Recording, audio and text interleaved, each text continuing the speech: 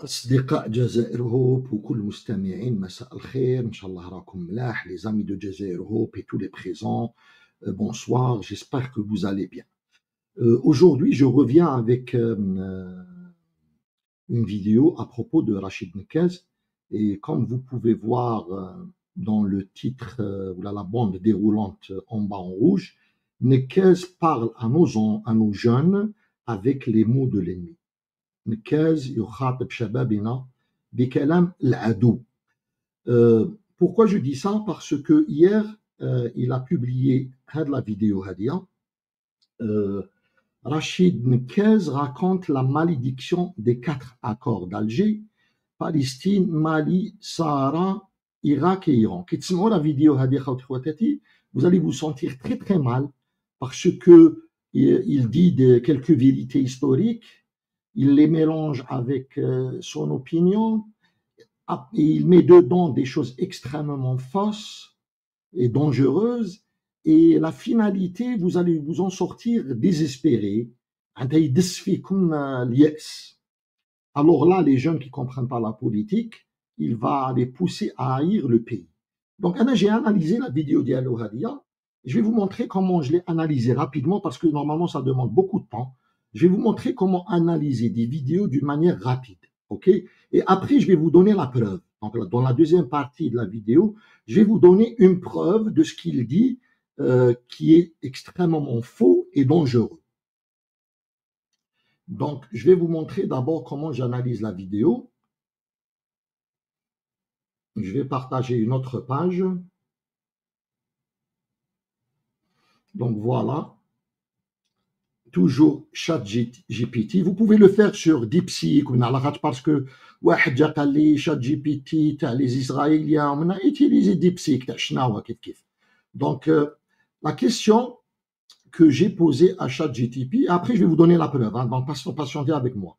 Retenez ci-dessous le transcript du podcast de Rachid Nekez intitulé Rachid Nekez raconte la malédiction des 4 accords d'Alger, Palestine, Mali, Sahara, Irak, Iran. Dites-moi si vous êtes d'accord qu'il attaque l'Algérie d'une manière malicieuse. Et je lui donne le transcript. Maintenant, tout ce que Rachid Nekez a dit dans cette vidéo, par minute. Hein. Donc, et vous pouvez l'extraire de la vidéo elle-même. Donc, je lui donne tout le transcript, la vidéo est là. Vous allez voir ce que ChatGPT me répond. Vous avez 20 minutes, 40 minutes, mais à la fin, je vais vous donner une preuve concrète, parce que quand des gens disent ah, tu utilises ChatGPT, هو يستعمل جوجل, مازالوا في العصر الحجري تاع جوجل وما يستعملش ChatGPT. Ok, voilà la réponse de ChatGPT. Oui, à mon sens, donc oui, à mon sens, oui, Rachid Nekez attaque l'Algérie d'une manière malicieuse dans cette vidéo. Et ce, tout en préservant l'apparence d'un souci nationaliste. Parce que في الديبي يقول لكم جمعة مباركة وفي الآخر يقول لكم تحية الشهداء الله يرحم الشهداء ainsi de suite. Il ne s'agit pas ici d'une simple critique de la politique étrangère ou d'une réflexion diplomatique. Nekez emploie des tournures et un ton qui vont bien au-delà d'une analyse objective. Ensuite, voilà. Donc, il caricature la diplomatie algérienne actuelle comme une simple diplomatie des OQTF, ce qui réduit tout un appareil étatique à un cliché humiliant. Parce que quand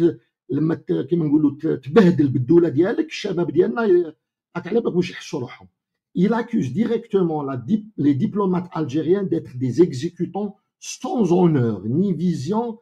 Il utilise un registre dégradant et alarmiste pour dépeindre leur rôle, humiliés par le Maroc, par le Mali, par la France et même par le Burkina Faso.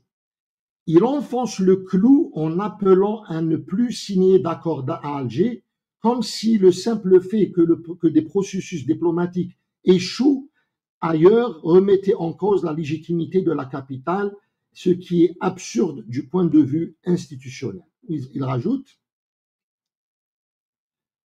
Donc, là où son discours devient sournois, c'est dans son insistance sur les malédictions. Il ne dit pas que les échecs des accords est dû à des facteurs extérieurs ou des imprévus géopolitiques. Il insinue qu'il y a une part presque mystique ou honteuse dans le rôle de la diplomatique de l'Algérie.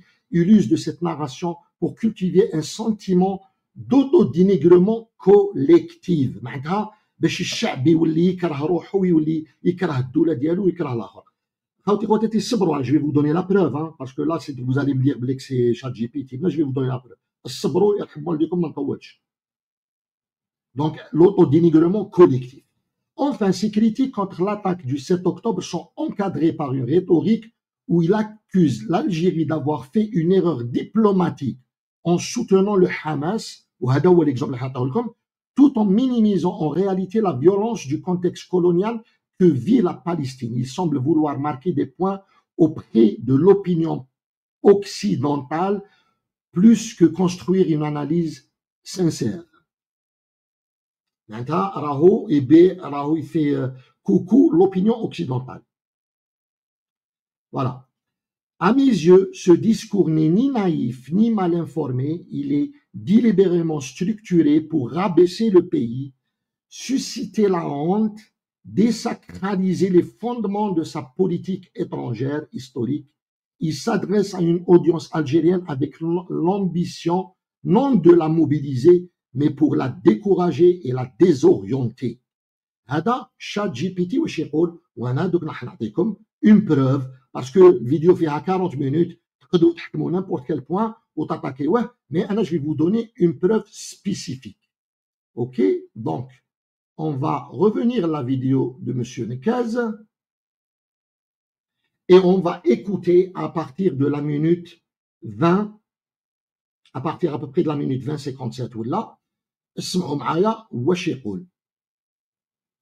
Donc, je vais lancer la vidéo. C'est une minute, hein, on va écouter une minute. Et là, j'aimerais sensibiliser l'opinion publique algérienne qui peut-être ne le sait pas.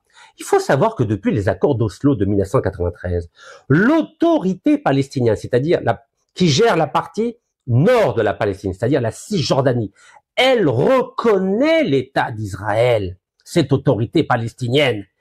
Il n'y a uniquement le Hamas qui a fait un coup d'État à l'autorité palestinienne qui a pris le pouvoir à Gaza. Et à Gaza, le Hamas ne reconnaît pas l'État d'Israël. Donc le peuple algérien doit savoir cette autorité palestinienne. Il n'y a uniquement le Hamas qui a fait un coup d'État à l'autorité palestinienne. Donc, Smato, Hamas, il fait un coup d'État à l'autorité palestinienne. On va vérifier ce point.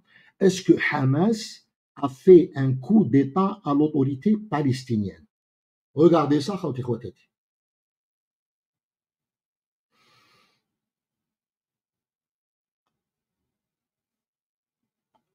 Donc, Hadia, khawti khwati, wash راكم تشوفوا في l'écran, c'est le résultat des dernières élections législatives les SRAO en Palestine en 2006. Hadouma, c'est les dernières élections. Il n'y a pas eu d'élection après ces élections dans les territoires palestiniens. C'est en anglais. Distribution of seats in the 2006 Palestinian Legislative Council. OK? Et vous pouvez voir en bleu, 74, une majorité absolue. Change and Reform Hamas. Donc Hamas, il a bien gagné les élections. Ce n'était pas un coup d'État. Vous pouvez vérifier cette information, mais le plus important, la version de Hamas darou un coup d'État, c'est la version de qui? Ce site-là, c'est le site de l'IDF, Israeli Defense Forces.